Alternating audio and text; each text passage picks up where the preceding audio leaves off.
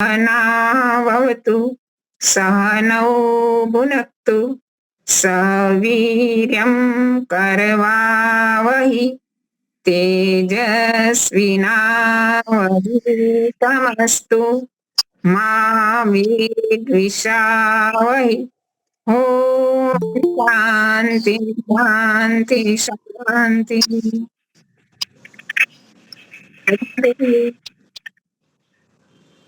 कौन तैयार है? मैं बोलूं भजन?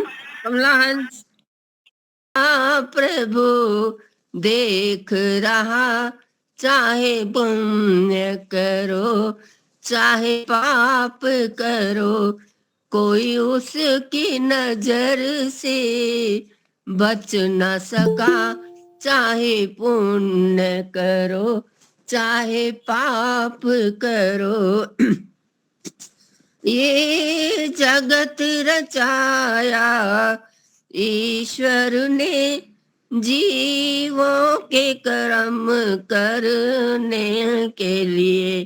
ये जगत रचाया ईश्वर ने जीवों के कर्म करने के लिए।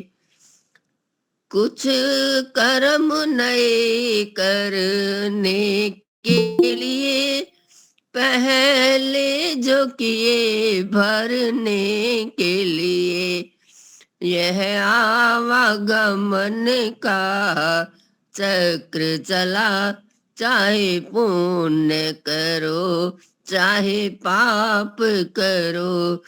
कण कण में बसा प्रभु देख रहा, चाहे पुण्य करो चाहे पाप करो। इंसान सुबह शुभ कर्म करे, अधिकार मिला है जमाने में। इंसान सुबह शुभ कर्म करे, अधिकार मिला है जमाने में। कर्मों में स्वतंत्र बना, परतंत्र बना फल पाने में। है न्याय प्रभु का इतना कड़ा, चाहे पुण्य करो चाहे पाप करो। है न्याय प्रभु का इतना कड़ा, चाहे पुण्य करो चाहे पाप करो। कण कण में बसा प्रभु देख रहा, चाहे पुण्य करो चाहे पाप करो।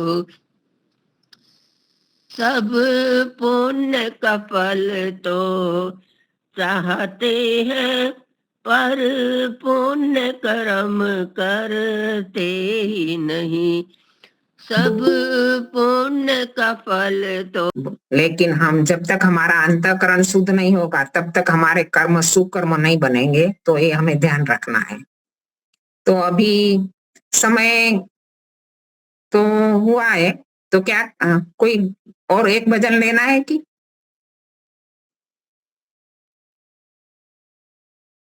भागेश, आज के वक्ता श्री भागेश जी आ गए, तो हम उन्हें निवेदन करते हैं कि आज की कक्षा अपना वक्तव्य दे। श्री भागेश जी। जी जी नमस्ते। नमस्ते जी। नमस्ते नमस्ते नमस्ते जी। मैं एक मिनट वीडियो देख लेता हूँ अपना। हाँ जी।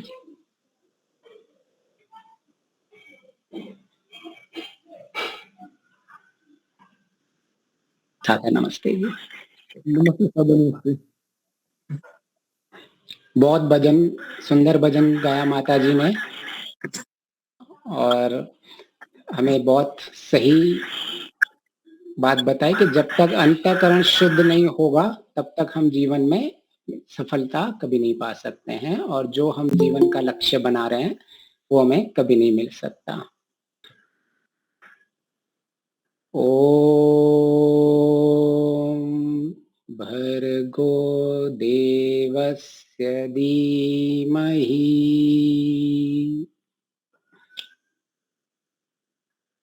किसी भी ज्ञान प्राप्त करने की एक विधि रहती है। जिस ज्ञान प्राप्त करने की विधि में पहले आता है श्रवण, फिर चिंतन मनन निधिध्यासन और साक्षात्कार। श्रवण में भी दो बातें बहुत जरूरी है कि जब भी हम श्रवण करते हैं तो किसी भी ज्ञान का जब भी स्वाध्याय करें सुने उसको क्रम से सुने और कभी भी उसको पूर्ण सुने, क्योंकि कभी भी हमारा पूरा उसका क्रम छूट जाएगा या पूर्णता छूट जाएगी तो जितनी मेहनत की है हमने पहले उसको समझने में, वो मेहनत हमारी अधूरी रह जाती है। कई बार हम जो ज्ञान सुनते हैं हम बहुत सारे टुकड़ों टुकड़ों में ज्ञान सुनते हैं, तो जितनी एनर्जी हमारी टुकड़ों टुकड़ों में सुन के फिर वो बिखर जाती है तो वो ज्ञान इतना संयमित नहीं रहता है। तो कभी भी जब भी श्रवण, जो हमें प्रक्रिया दी गई है शास्त्रों में कि हमें किस पद्धति से ज्ञान प्राप्त करना चाहिए, तो श्रवण में हमेशा हमें एक क्रम से सुनना चाहिए और उस क्रम के बाद उसको पूर्ण करना चाहिए।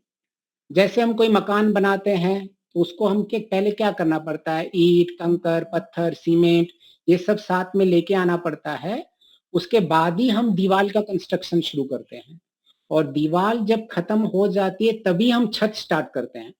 लेकिन हम पहले छत के बारे में सोचना शुरू कर दें, पहले हम गेट के बारे में सोचना शुरू कर दें और हमने रॉ मटेरियल अभी तक लाया ही नहीं है हम। तो ऐसे जब भी हम सोचना शुरू करेंगे तो क्या कभी किसी का घर बनेगा? कभी वो घर नहीं बनने वाला। ऐसे ही हमारे जो ज्ञान का घर है वो कभी नहीं बनता, क्योंकि हम टुकड़ों टुकड़ों में अलग अलग चीजों में ज्ञान को प्राप्त करते रहते हैं। तो हमारी ज्ञान की श्रृंखला चलती रहनी चाहिए, जिस ज्ञान का हम चिंतन मनन करते रहें। हमें हमेशा हर ज्ञान को सुनते रहना चाहिए, लेकिन जब भी हमें समय मिले उसे क्रम में लाके और पूर्ण कर देना चाहिए। कि जैसे हमें एक दीवार बनाना स्टार्ट किया हुआ है तो उसके जैसे ईंट पत्थर ब्लॉक बना के हम दीवार पूरी कर देते हैं। एटलीस्ट जितना जितना हम अपना क्रम में सुनते जाए उसका चिंतन मनन करके निधिध्यासन करते रहें, नहीं तो हमारा जो ज्ञान का जो समय जा रही है, हमारी एनर्जी जा रही है, उसका यथा योग्य लाभ नहीं रहता है। तो हमारी श्रृंखला चल रही है पंचमहायज्ञ विधि, जिसमें हम यज्ञ की महिमा समझ रहे थे और हम समझने की कोशिश कर रहे थे ये कैसे हमारे जीवन का मुख्य उद्देश्य है। क्योंकि यजुर्वेद का पहला ही मंत्र कहता है अग्नि मेरे पुरोहितम यज्ञस्य, फिर आगे चलता है पूरा सारे जिसमें ईश्वर के विशेषण बताए गए हैं। तो उसमें भी सबसे पहले ये पहला ही यजुर्वेद का मंत्र है और पहले ही इसमें जो अग्नि ईश्वर है उसका विशेषण में यज्ञ से आया हुआ है और इसीलिए ये इसे बहुत महत्व दिया गया है कि हमने पहले कितना भी ज्ञान प्राप्त कर लिया है ऋग्वेद में और यजुर्वेद में पूरा हम कर्म पे आ जाते हैं कि जितना मैंने यथार्थ विज्ञान प्राप्त किया है। तो पिछली बार माताजी प्रश्न पूछा था शुद्ध विज्ञान क्या है, तो जो शुद्ध ज्ञान कर्म उपासना होता है वही हमारा विज्ञान होता है। ये सब जब शुद्ध हो जाते हैं, जब हमारा ज्ञान शुद्ध रहता है, जब हमारा कर्म शुद्ध रहता है, जब हमारा उपासना शुद्ध रहता है, उस विशेष ज्ञान को विज्ञान कहते हैं और उसी को ही विवेक कहते हैं, उसी को ही विवेक ख्याति कहते हैं और उसके लिए हमारे लिए बहुत सारे अविद्या का नाश कहते हैं, विद्या की वृद्धि कहते हैं। वही हमारी फिर श्रृंखला चलती रहती है। तो हमने अब तक जैसे हमें क्रम से आगे बढ़ना है तो हमने सबसे पहले पंचमहायज्ञ विद्या में ब्रह्म यज्ञ लिया है और ब्रह्म यज्ञ को भी हमने सबसे पहले गायत्री मंत्र को लिया है। तो उसका उद्देश्य एक्चुअली इसीलिए हमने लिया था क्योंकि जैसे जैसे हम गायत्री मंत्र का जब विश्लेषण करते हैं और महर्षि का जैसे जैसे हमने तात्पर्य को खोलते जा रहे हैं उसमें पूरी की पूरी संध्या कवर हो जाएगी और पूरा का पूरा जो हमारे दूसरे भी जो कर्म है पंचमहायज्ञ है धीरे धीरे धीरे हम सबको कवर कर लेंगे। तो ये हमने पहले सारे पंचमहायज्ञ की आत्मा उठा ली है और उस आत्मा से हम सारे उस पे एक एक चीज को समझने की कोशिश करेंगे। तो हमने पूरी की पूरी पंचमहायज्ञ लिया, उसमें ब्रह्म यज्ञ लिया, उसमें संध्या में भी हमने गायत्री मंत्र लिया, फिर गायत्री मंत्र भी हमने बरगह लिया जो गायत्री मंत्र की मुख्य आत्मा है बरगह। और बरगह को जब हमने खोला तो उसमें महर्षि कहते हैं जिससे शुद्ध विज्ञान को धारण करना, प्रेम भक्ति से निश्चय ही शुद्ध विज्ञान को धारण करना ब्रह्म उन्होंने बरगह को व्याख्या की है महर्षि जी ने। फिर हमने शुद्ध विज्ञान क्या है इसको समझने की कोशिश की। तो शुद्ध विज्ञान में जो मुख्य जो है ईश्वर के जो लक्षण आ जाते हैं, ईश्वर के जो गुण आ जाते हैं, वो सारे सबसे पहले निरुपद्रव, फिर निष्पापम, निर्गुण, सकल दोष रहितम, शुद्धम और पक्वम, परार्थ ज्ञान सर्वोत्तम। ये महर्षि जी ने संस्कृत भाष्य में पंचमहायज्ञ विधि में बरगह की परिभाषा की संस्कृत में बताई हुई है। तो उसमें से भी हमने फिर अभी लिया है निरुपद्रव। हम जब तक हमने इस निश्चय पे पहुंचे थे कि जब तक हमारा मन निरुपद्रव नहीं हो रहा है, उसकी अवस्था में नहीं पहुंच रहा है, कोई भी कार्य कोई भी यज्ञ हमारा पूर्ण सफल नहीं होता है।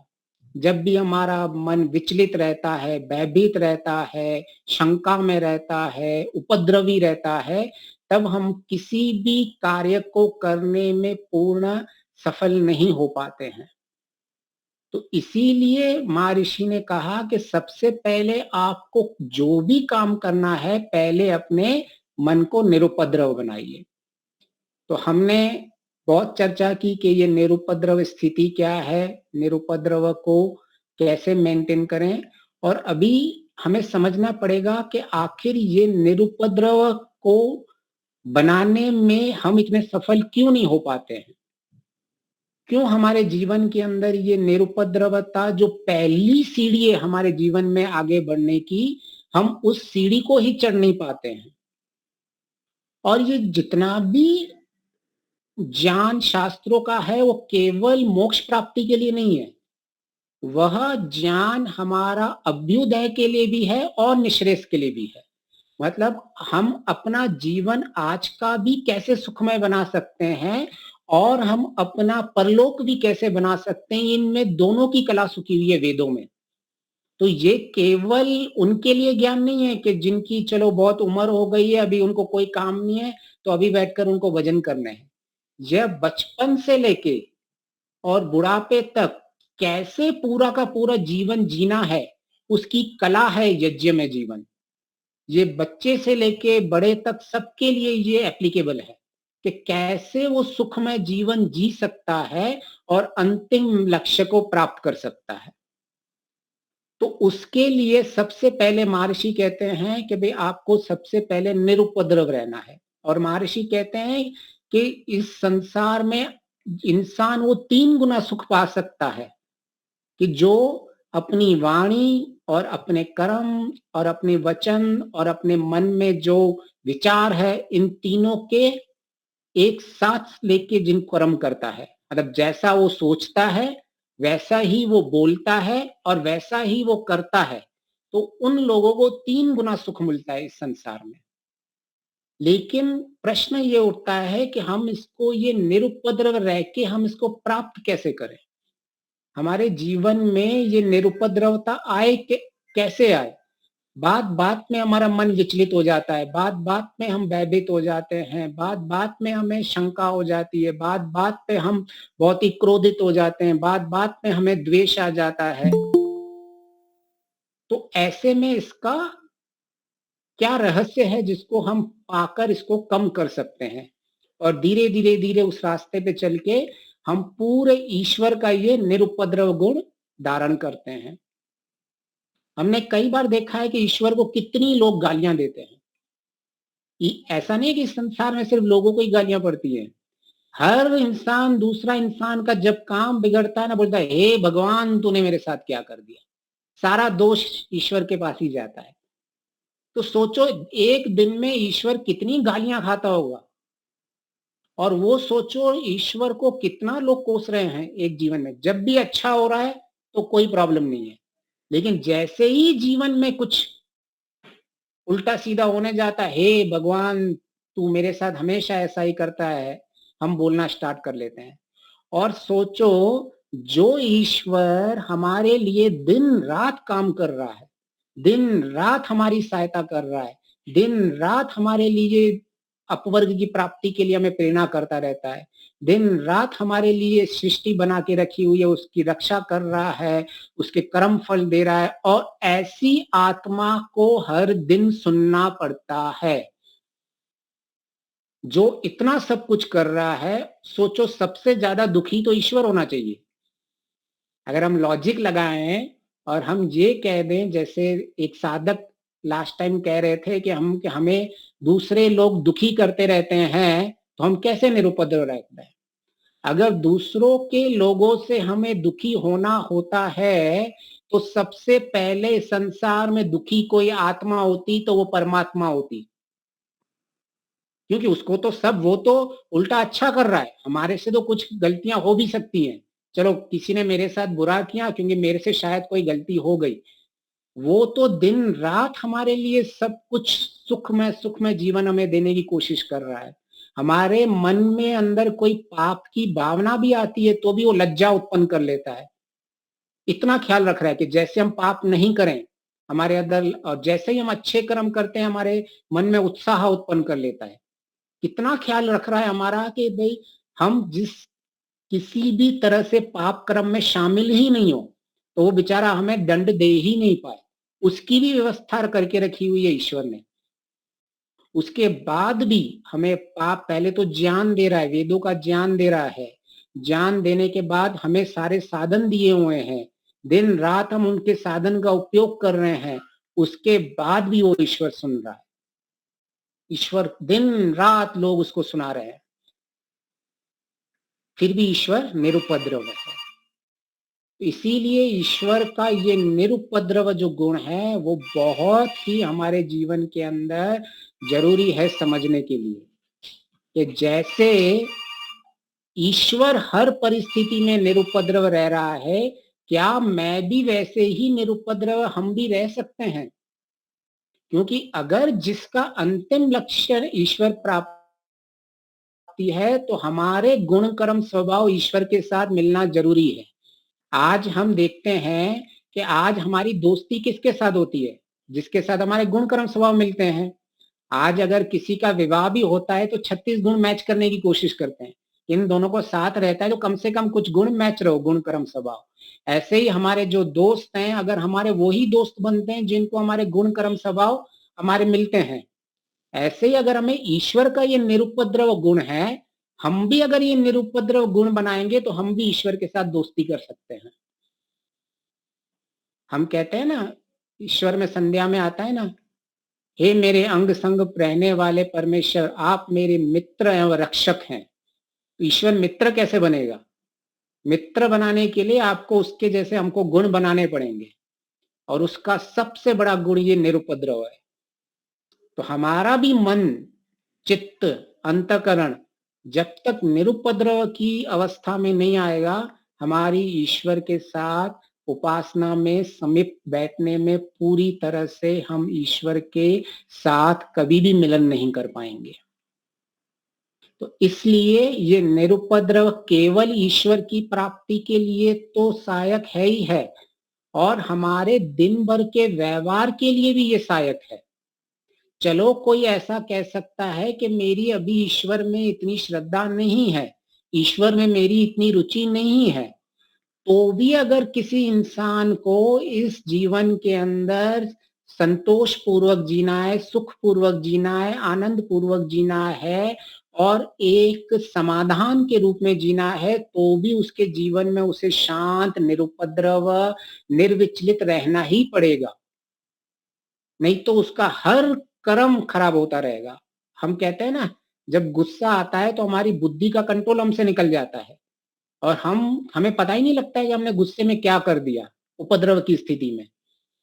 तो इसीलिए ईश्वर भी दूर की बात है, अगर हम बेसिक जीवन के अंदर ये निरुपद्रव नहीं ले पाएंगे तो हमारे जीवन की हमारी बेसिक फैमिली भी ठीक से नहीं चल सकती है, हम अपने दोस्तों के साथ भी सही नहीं चल सकते हैं। तो इसीलिए हमारा यहाँ का अभ्युदय, दोनों में कह रहा हूं, अभ्युदय मतलब इस संसार में जितने भी सुख शांति प्राप्ति मिल सकती है और निःश्रेष, इन दोनों के लिए धर्म और निरुपद्रव होना जरूरी है।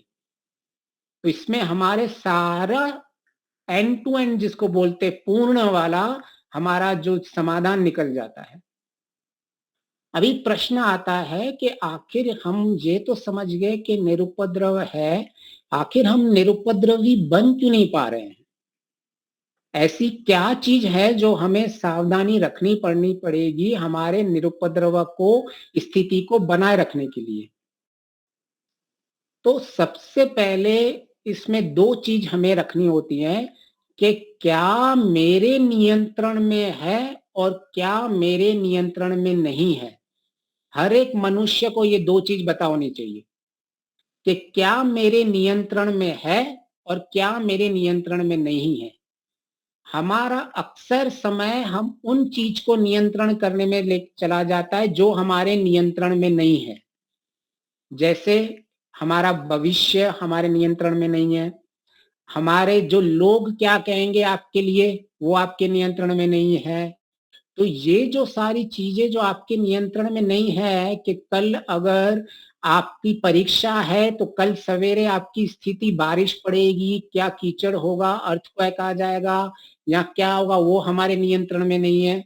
मुझे सिर्फ परीक्षा के लिए पूर्ण तैयारी करके रखनी है, लेकिन परीक्षा के वक्त कुछ भी हो सकता है। हो सकता है मैं अपने घर से निकलूं और बारिश पड़ जाए, मैं लेट हो जाऊं परीक्षा में। मैं अपने घर से निकलूं और मेरी गाड़ी खराब हो जाए, मैं फिर से लेट हो जाऊं। मैं अपने घर से निकलूं और मैं जब तक वहां पहुंचूं मेरी तबीयत खराब हो जाए, मेरे को उल्टियां आ जाए। तो ये सारे मेरे नियंत्रण में नहीं है। तो हमें ये मेक श्योर करना पड़ेगा जो हमारे नियंत्रण में नहीं है उसके पीछे एनर्जी वेस्ट नहीं करने की। जो हमारे नियंत्रण में है उसी के ऊपर ही हमें काम करना चाहिए। लेकिन हर वक्त हम जो हमारे नियंत्रण में नहीं है हम उसी के लिए सोचते रहते हैं और उसी के पीछे मेहनत करते रहते हैं, तो कभी हम निरुपद्रव नहीं बन पाएंगे। आप जैसे ही बाहर निकलोगे बारिश पड़ जाएगी, तो उसके लिए आपके पास है कि मेरे नियंत्रण में क्या है। मेरे नियंत्रण में है कि मैं रेनकोट और छाता लगा दूं। बारिश रोकना मेरे नियंत्रण में नहीं है, धूप होना मेरे नियंत्रण में नहीं है, छांव होना सर्दी होना कब होना मेरे नियंत्रण में नहीं है। आज अभी देख रहे हैं ना सारा नॉर्थ बारिश आ रही है। नॉर्थ में कोई बोलेगा मार्च के महीने में बारिश आ रही थी, वर्षा होती है, क्या वो हमारे नियंत्रण में है? नहीं। तो हमें ये हमेशा याद रखना चाहिए कि मेरे नियंत्रण में क्या है नहीं है वो मुझे पता होना चाहिए। लेकिन हमारा हमेशा ध्यान, अरे आज तो मेरा बहुत इंपॉर्टेंट काम था, बारिश को आज ही होना था, आज ही मैंने इतने दिन के बाद बाहर निकल के मेरा वो किसी को मैंने कमिटमेंट दिया हुआ था कि मैं आ जाऊंगा इतने बजे, लेकिन उसके हमारा जो नियंत्रण नहीं। अभी मेरे नियंत्रण में क्या है, मैं रेनकोट पहन के बाहर निकल जाऊं, छाता लेके बाहर निकल जाऊं और मैं पूरी सुरक्षा के साथ एक कैब ड्राइविंग जो मैं टू व्हीलर पे जाने वाला था इसके बजाय मैं गाड़ी करवा के चला जाऊं, यही मेरे नियंत्रण में है। तो जब आपकी जिंदगी नियंत्रण वाली चीजों पे आप देखोगे तो अभी आपका मन उपद्रवी नहीं होगा, क्योंकि आपके पास वही समाधान निकाल रहे हो जो आपके नियंत्रण में है। अक्सर हमारा मन उपद्रवी इसीलिए हो जाता है क्योंकि हम ऐसी एक्सपेक्टेशन करते हैं जो हमारे नियंत्रण में होता ही नहीं है। तो हमारे नियंत्रण में क्या है कि मैं अपनी ऊर्जा कहाँ लगा रहा हूं, ये मेरे नियंत्रण में होना चाहिए। कि मैं मेरा व्यवहार मेरे नियंत्रण में है, ये मेरे जीवन के अंदर मैं कैसे शब्द यूज कर रहा हूं वो मेरे नियंत्रण में है, मेरी चर्चाएं कैसी हो रही है वो मेरे नियंत्रण में है, मैं सोशल मीडिया में क्या क्या देख रहा हूं, किसको फॉलो कर रहा हूं, वे मेरे नियंत्रण में है, मैं अपना देखभाल कैसे करूं वो मेरे नियंत्रण में है, मैं अपनी सीमाएं क्या है मेरी, मैं उन सीमाओं को समझूं, उस सीमाओं के लिए चलूं वो मेरे नियंत्रण में है, मेरी हर एक प्रतिक्रिया मेरे नियंत्रण में होनी चाहिए, मैं क्या उपभोग कर रहा हूं वो मेरे नियंत्रण में है। तो ऐसे ही जब मेरा दृष्टिकोण कैसा है, क्या मेरा सकारात्मक दृष्टिकोण है या मेरा नकारात्मक दृष्टिकोण है, वो मेरे नियंत्रण में है। तो हमें हमेशा अगर हमें निरुपद्रवी बनना है तो हमें ये ध्यान रखना पड़ेगा कि मैं लिस्ट बना दूं अपनी कि मैं सिर्फ उसी पे ही काम करूंगा जो मेरे नियंत्रण में हो, मैं उस पे अपनी एनर्जी ऊर्जा वेस्ट नहीं करूंगा जो मेरे नियंत्रण में नहीं हो। लोग जो कोई समझते हो मेरे लिए बुरा मानते हो वो भी मैं उनके नियंत्रण में मेरे में नहीं है। आज आपको अगर मेरे लिए आपको भाग्येश जी के लिए अभी आपको अगर पॉजिटिव चीजें हैं, अगर कल आपको कोई मिल जाए रोजड़ में या कहीं भी, अरे बेंगलोर में भाग्येश जी वो तो बहुत बढ़िया इंसान है, बहुत अच्छे हैं, तो आप पॉजिटिव हो जाओगे। लेकिन वही चीज बोलो अरे वो भाग्येश जी उनमें तो बहुत अहंकार है, तो आपका उसी वक्त ही मन बदल जाएगा। तो मैं गारंटी ये नहीं ले सकता कि मैं जिनको भी जानता हूं वो मुझे हमेशा ही सही मानेंगे। कोई किसका विचार किसी के कहने से कभी भी बदल सकता है। तो मुझे ऐसी एक्सपेक्टेशन नहीं रखनी है कि मैं जहां अपनी वाणी बोलता हूं, जहां मैं अपनी प्रस्तुति देता हूं, जहां मैं लोगों के सामने कहता हूं, वो सारे लोग मुझे मानेंगे ही, ऐसा कभी नहीं हो सकता। हो सकता है कुछ लोगों को अच्छा लगे, कुछ लोगों को अरे ये तो सुना हुआ है कौन सी बड़ी बात है, कुछ लोगों को बोले हाँ हाँ मुझे इनकी ये बात समझ में नहीं आती। तो लेकिन मैं अगर सारे मेरे जो वक्ता है, मैं एक वक्ता हूं और जो भी मेरे श्रोता हूं उनको अगर ये सोच के अगर मैं टेंशन में रहूं तो मैं खुद निरुपद्रवी नहीं बन पाऊंगा कभी भी। कई बार ऐसा हो सकता है कि लोगों को मेरी बात समझ में आए भी और मेरी बात नहीं भी समझ में आए, तो उसके लिए वो मेरे नियंत्रण में नहीं है कि क्योंकि ईश्वर के नियंत्रण में भी नहीं है सारी दुनिया। तो ईश्वर खुद किसी का हाथ नहीं रोक रहा है। ईश्वर को लोग कितने लोग अधर्म पे जा रहे हैं, ईश्वर उनका कभी हाथ नहीं रोक रहा है। जब ईश्वर के नियंत्रण में लोग नहीं हैं तो हम कैसे सोचते हैं कि मेरे नियंत्रण में लोग हो जाए। लेकिन यही हमारी अपेक्षा में मार देती है, यही हमें उपद्रवी बना देती है कि मैं जिनके साथ व्यवहार करता हूं, जिनके साथ मेरा व्यवहार होता है, सारे लोग मेरे नियंत्रण में हो। मैं कहता हूं धर्म को पालन करो तो सबको धर्म को पालन करना चाहिए। नहीं, आपने उनकी स्वतंत्रता छीन ली। अगर आप लोगों को ऐसा कहना मानस, ऐसा आपने एक अपेक्षा रखी हुई है कि भाई जैसा मैं कहूंगा वैसी सारी दुनिया करे, जैसे मैं सोचूं मेरे आसपास वाले करे, जैसे मैं बोलूं मेरे दोस्त ये सब करें, इसका मतलब आप तो ईश्वर की व्यवस्था में हस्तक्षेप कर रहे हो। ईश्वर ने जिनको खुला छोड़ के रखा हुआ है कि सबको अपने अपने तरफ जाने की पूरी दी हुई स्वतंत्र है, आपका काम है उससे सही ज्ञान देना कि देखिए ये सही है ये गलत है, ये धर्म है ये अधर्म है। जैसे ईश्वर ने वेद का ज्ञान दे दिया है कि ये सही है ये गलत है, ईश्वर ने हर तरह से सबको पूरी तरह से बता के रख दिया है। अभी आप कर्म करने में स्वतंत्र हैं कि आपको भोग की तरफ जाना है या आपको अपवर्ग की तरफ जाना है। कुछ लोग जो समझ जाते हैं वो अपवर्ग की ओर जाते हैं और जो नहीं समझ पाते हैं उस संसार में भोग करते हैं। लेकिन ईश्वर ने कभी किसी को फोर्स नहीं किया है। तो कभी भी किसी के ऊपर इतनी अगर आपको निरुपद्रवी रहना है तो इन चीजों का सबसे पहले ख्याल करो कि क्या मेरे नियंत्रण में है और क्या मेरे नियंत्रण में नहीं है। हाँ, आप पुलिस इंस्पेक्टर हो, आप मिलिट्री में हो, तो आपके चीजें में वो नियंत्रण है कि आपको कानून व्यवस्था बना के रखनी है, आप वहां के अधिकारी हो। जहां के आप अधिकारी हो वहां आपको नियंत्रण के लिए सोचना है। लेकिन अभी मैं यहाँ बैठ के सोच नहीं सकता अरे कौन प्राइम मिनिस्टर को क्या बोल रहा है, कितने लोग गलत हैं, प्राइम मिनिस्टर हमारा इतना सोच रहा है, लेकिन दिन रात मोदी को गालियां पड़ती हैं। वो कहता है ना, मोदी खुद कहता है ना कि जो मुझे गाली देते हैं मैं उसको पत्थर की सीढ़ी बना के आगे चल जाता हूं।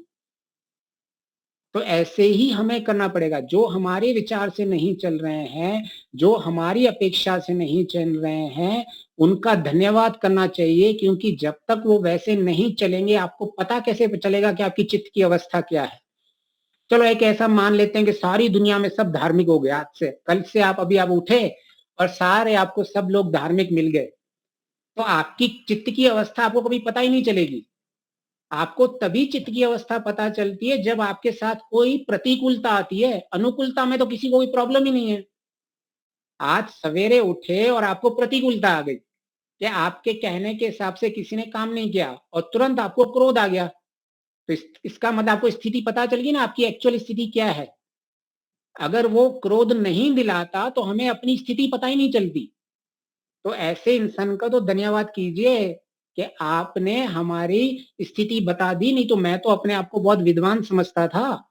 मैं तो सोच रहा था कि भाई मैं तो इतना सब कुछ जानता हूँ, सालों से है ना इन शब्द ज्ञान को सुन रहा हूँ, सालों से है ना दर्शन, वेद, उपनिषद, सत्यात प्रकाश पढ़ रहा हूँ, और मुझे तो लग रहा था मेरी स्थिति बहुत बड़ी है।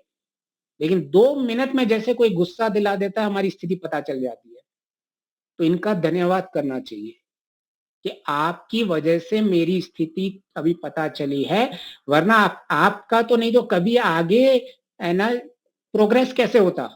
आप तो हम लोग तो एक अंध विश्वास में बैठे रहते हैं। हमारे विश्वास ऐसा रहता है कि मेरी स्थिति बहुत अच्छी हो गई है, लेकिन अभी उसकी वजह से हमारी प्रोग्रेस होगी, हम आगे बढ़ेंगे। कि आपने मुझे बता दिया कि मेरी स्थिति तो इतनी अच्छी है नहीं, मुझे अपने आप पे काम करना चाहिए। मैं तो लोगों के काम के ऊपर बहुत टाइम वेस्ट करता था।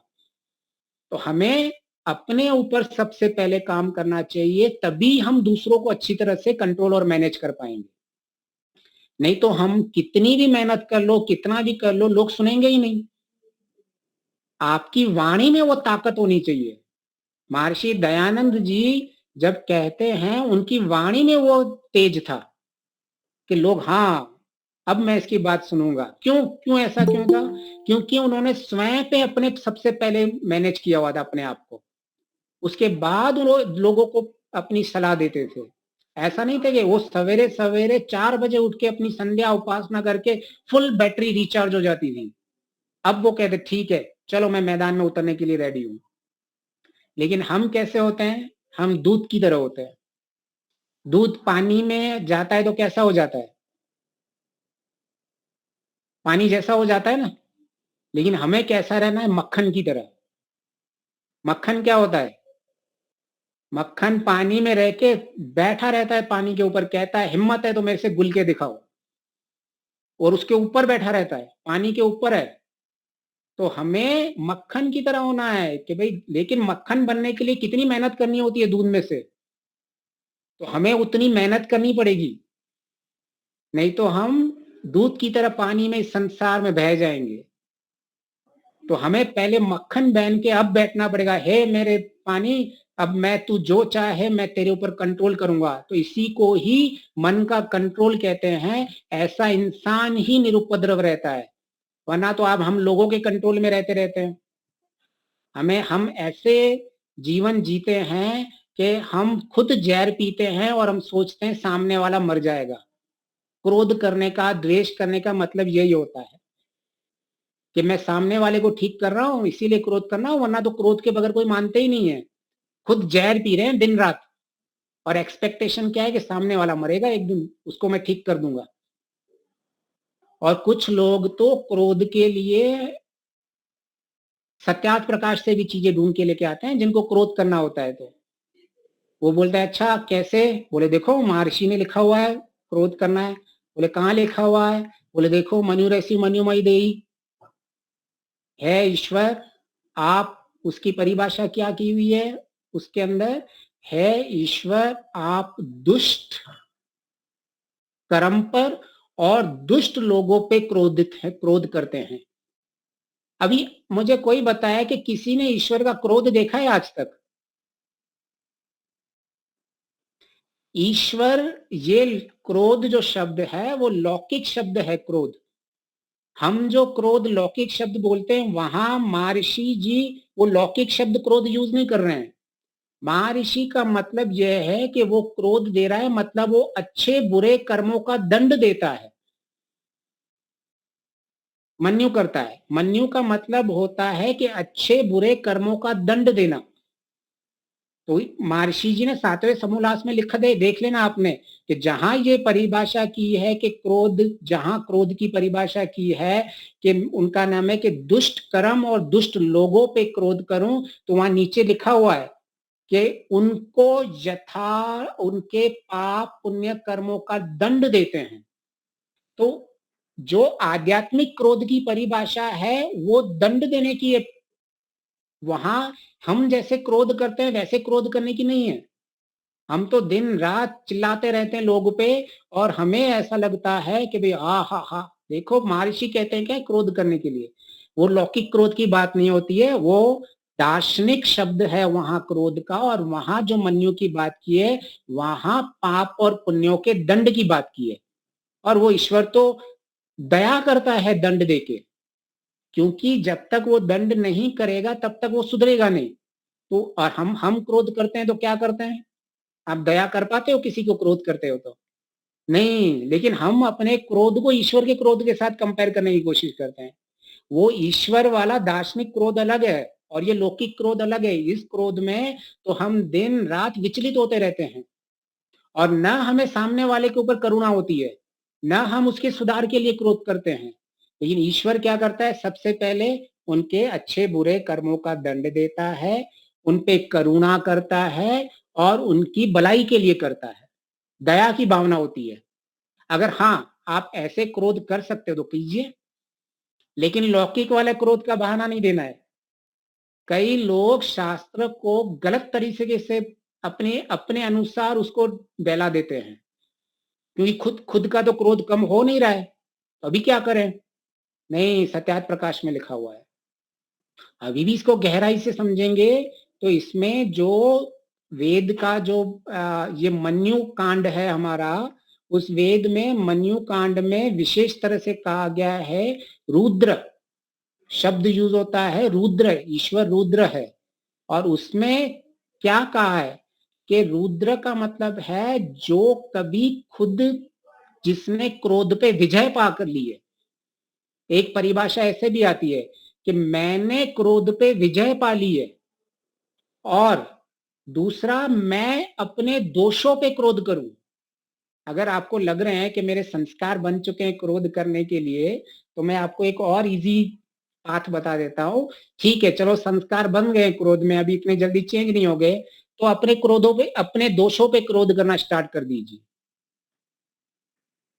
आपको एक और इनपुट दे देता हूं। देखिए कि मैं इतने सालों से ये चीज सुन रहा हूं, सुन रही हूं, क्यों मेरे जीवन में परिवर्तन नहीं हो रहा है? क्यों मैं जैसे के यम नियमों को पालन नहीं कर पा रही हूं या पढ़ रहा हूं? अपने ऊपर क्रोध कीजिए कि क्यों मेरे साथ अभी तक मैं इन संसार के ना रहस्य को समझ नहीं पा रहा हूं? क्यों मैं दिन रात सोच रहा हूं कि मुझे द्वेष नहीं करना है? मैं संध्या में 6 बार बोल रहा हूं, योस्मान द्वेष्टियम वयम दिश्मस्तम वो जम्बे दद्मा। 6 बार सवेरे और 6 बार शाम को। उसके बाद भी मन में द्वेष लगा पड़ा है, क्रोध लगा पड़ा है, तो अभी अभी अपने आप पे कीजिए क्रोध। अगर क्रोध के संस्कार नहीं जा रहे हैं तो अपने आप पे कीजिए, और अपने आप पे कीजिए, और क्रोध को अपने अंदर फिर कंट्रोल में कर लीजिए। जिसने क्रोध पे विजय पा ली है उसको कहते हैं ये रुद्र। उसकी रुद्र भगवान की जो हर एक मंत्र में देवता आता है वेद के मंत्र में, तो जिस मन्यु का मंत्र और मन्यु कांड में आया है उसका देवता रुद्र है। तो रुद्र का एक मतलब ये भी होता है कि जिसने क्रोध पे विजय पा ली हो। तो और हमें उन सब चीजों में समय नहीं बिगाड़ना चाहिए कि भाई नहीं, मैं जब तक क्रोध नहीं करूंगा, लोग समझते नहीं है, ये नहीं समझते हैं।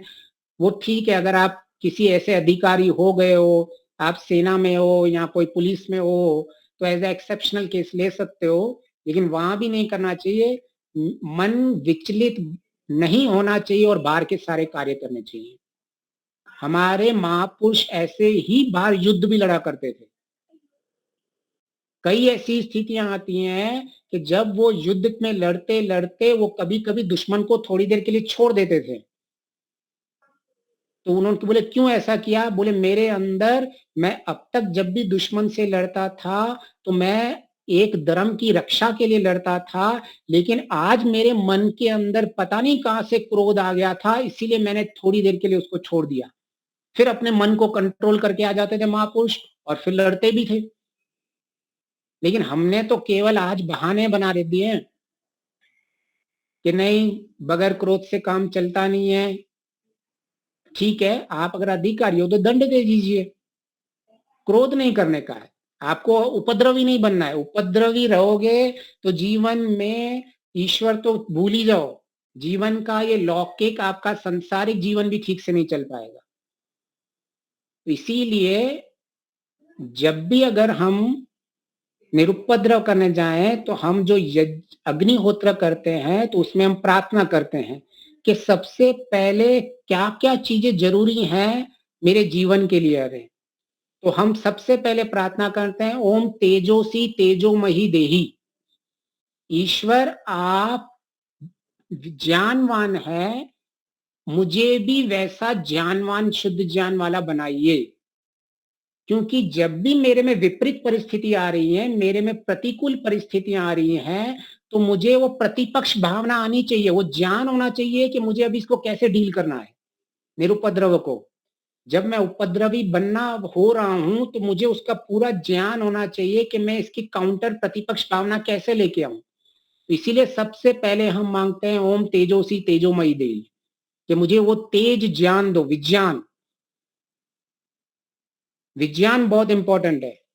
जब तक विज्ञान शब्द को, ये वर्ग को हमने लिया हुआ है, जो चारों वेद में, पहले ऋग्वेद में विज्ञान आता है, फिर हमारा अथर्ववेद में कर्म आता है, फिर हमारा सामवेद में उपासना आती है, फिर हमारा यजुर्वेद में कर्म आता है, फिर हमारा अथर्ववेद में ज्ञान आता है। तो सबसे मुख्य विज्ञान है ये। जब हम इस विशेष, ये विज्ञान, कई लोगों को विज्ञान में बहुत गड़बड़ी हो जाती है, कहते हैं नहीं अथर्ववेद में विज्ञान है, ऋग्वेद में विज्ञान नहीं है। लेकिन विज्ञान की दो परिभाषा होती है, एक होता है भौतिक विज्ञान, वो भौतिक विज्ञान अथर्ववेद में है, लेकिन जो आध्यात्मिक विज्ञान है वो ऋग्वेद में है। तो हम आध्यात्मिक लोग उस विज्ञान की बात करते हैं। हमारे लिए भौतिक ज्ञान, विज्ञान कोई बड़ी बात नहीं है। हमें तो जब ईश्वर, प्रकृति, आत्मा, इन तीनों का विज्ञान पता चल जाता है तो ये सब भौतिक विज्ञान छोटा चीज लगने लगता है। जैसे मैं हूँ रिसर्च एंड डेवलपमेंट में काम करता हूँ, मेरा मोस्ट ऑफ काम रिसर्च में चलता रहता था जितने भी सालों से मैंने काम किया। तो जितना भी हमने रिसर्च में काम किया, कभी भी मुझे इतना नहीं लगा कि कुछ इतना बड़ा कर दिया है। इवन हम जो भौतिक विज्ञान में बहुत बड़ी चीजें होती हैं, तो जो ये ऋग्वेद में विज्ञान की बात की गई है, तो हम सबसे बड़े तेजोसी तेजोमयी देवी की बात करते हैं। फिर कहते हैं वीर्यमसी वीर्यमयी देवी, ये होता है मन का तेज। महर्षि जी कहते हैं हम जो हमारे जीवन के अंदर, जो हम अंदर से सबसे पहले विज्ञान आता है, वो विज्ञान में कोश होता है, हमारे 5 कोश होते हैं। तो जब मेरा विज्ञान में कोश में पूरा विज्ञान से मैं काम करता हूं, तो नीचे मेरा जो मनोमय कोश है वो भी मेरे कंट्रोल में आ जाता है। तो इसीलिए दूसरा आ गया वीर्यमसी वीर्यमयी देही, जिसमें पराक्रमी, महर्षि इन्होंने सत्यार्थ प्रकाश में शब्द यूज किया पराक्रम। और आपने देखा होगा ना कि जो भी युद्ध में जाते थे उनको हम कहते थे पराक्रमी है ये। उनका मतलब मन से वो बहुत दृढ़ होते थे, बुद्धि से भले 100% नहीं हो, लेकिन मन से उनका बहुत, वो मतलब जान देने के लिए रेडी हो जाते थे देश के लिए। तो ऐसे लोग मन से बहुत ही पराक्रमी होते हैं। तो इसलिए दूसरी चीज है कि हमें मन से स्ट्रांग रहना पड़ेगा अगर हमें निरुपद्रवी बनना है। फिर हम कहते हैं बलमसी बलमयी देही। हम छोटी छोटी बात में, हमारा जो हम फिजिकल स्ट्रेंथ नहीं रहती है, आप छोटी छोटी बात में बीमार हो जाओगे, छोटी छोटी बात में सर्दी हो जाओगे, तो अगर आपका फिजिकल ठीक नहीं होगा तो आप निरुपद्रव, मन ठीक नहीं रहेगा। हम चिड़चिड़े हो जाते हैं ना जब हम बीमार हो जाते हैं, तो कैसे कुछ भी अच्छा नहीं लगता है। तो इसीलिए हमने तीसरा बोला, मांगा बलमसी बलमयी देवी। फिर मांगा ओजोसी ओजोमयी देवी। तो ये जो ओज है, ओज हमारा कैसे बनता है? ओज को महर्षि कहते हैं सामर्थ्यवान, कि हमने जो अंदर का सामर्थ्य बनाना है, सामर्थ्य जो ओज बनती है हमारी, जैसे हमारे प्राणमय कोश है, हम जो हमारी समान वायु होती है वो सारी हमारा डाइजेशन करती है, तभी हमारे शरीर में ओज बनता है। तो हम जीवन के अंदर हमारा जब प्राणायाम भी सही से नहीं करेंगे और हम अपने सारे 5 प्राणों को ठीक नहीं कर पाएंगे तो जीवन में वो ओज नहीं रहता है उसके जीवन में। तो जब तक आपके जीवन में अगर आपको मन को शांत करना है तो आप कैसे करते हो?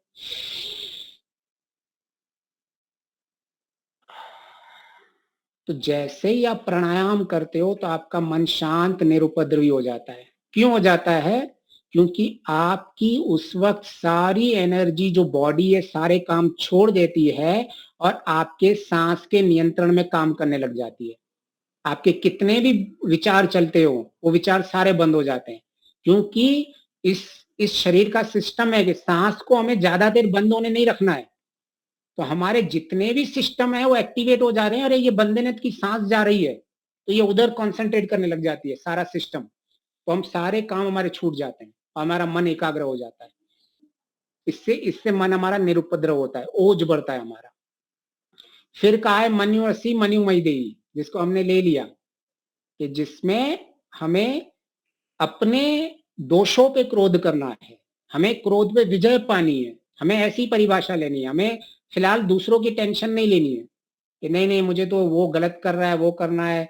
जब हम अधिकारी बनेंगे तो हम करेंगे, ठीक है ना? अगर कोई अधिकारी है तो वो देख ले। फिर कहता है सहो असी सहो मई देही। सबसे इंपॉर्टेंट ये है, जिसने जीवन में सहन करना नहीं सीखा उसका जीवन कभी भी निरुपद्रवी नहीं बन सकता।